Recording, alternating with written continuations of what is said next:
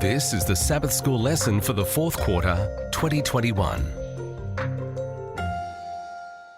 Lesson 10 from our series Present Truth in Deuteronomy is titled Remember, Do Not Forget, ready for teaching on December 4, and I'm Percy Harrold. Wednesday, December 1, Eaten and Full. One former church leader who had worked at the General Conference of Seventh-day Adventists for 34 years told a story about how many years earlier he and his wife, having landed at an airport, had lost a piece of luggage. "Right there," he said, "by the luggage conveyor belt and in public, we got on our knees and prayed, asking the Lord for the return of our lost luggage." He then said that many years later the same thing happened. They arrived at the airport, but a piece of luggage didn't. He told what happened next. "Don't worry," he had said to his wife, "insurance will cover it." With this story in mind, read Deuteronomy 8, verses 7 to 18. What warning is the Lord giving to his people here, and what should it mean for us today as well?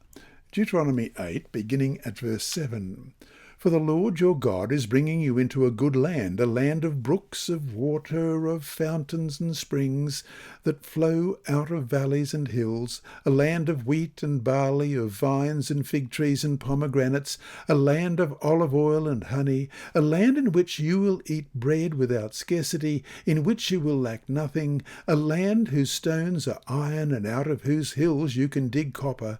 When you have eaten and are full, then you shall bless the Lord your God for the good land which he has given you.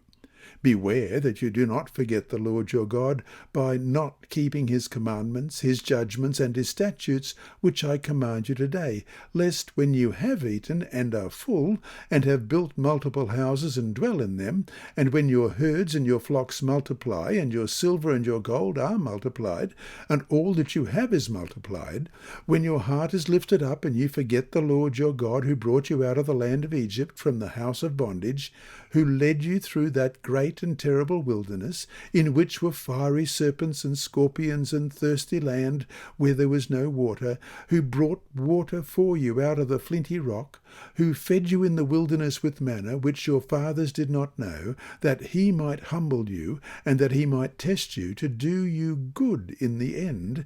Then you say in your heart, my power and the might of my hand have gained me this wealth.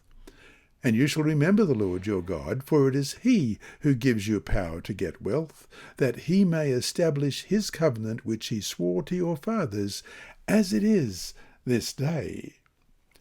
Look at what being faithful to the Lord could bring them.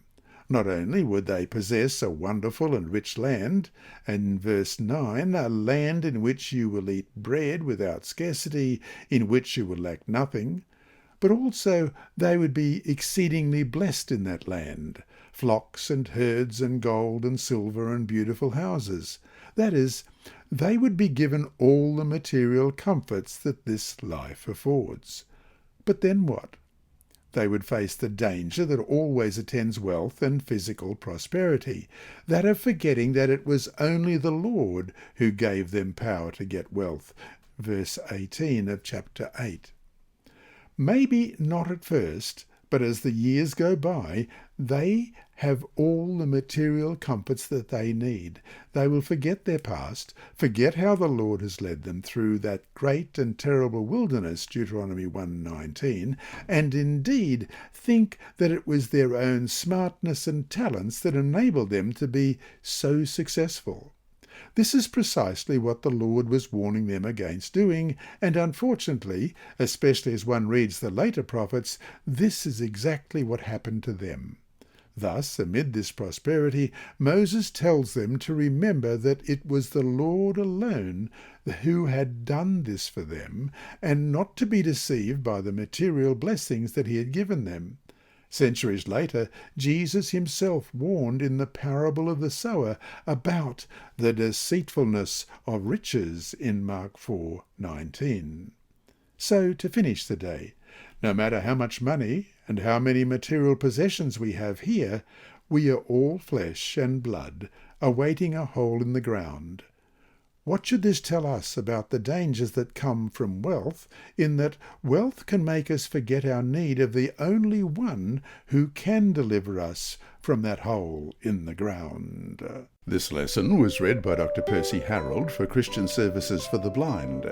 Sponsored by the Sabbath School Department and distributed through Hope Channel Australia, this podcast is also redistributed by Hope Channel Germany, Christian Record Services for the Blind, and It Is Written. It is also available on SoundCloud and through multiple podcast distributors, including Apple iTunes. Remember, God is always faithful.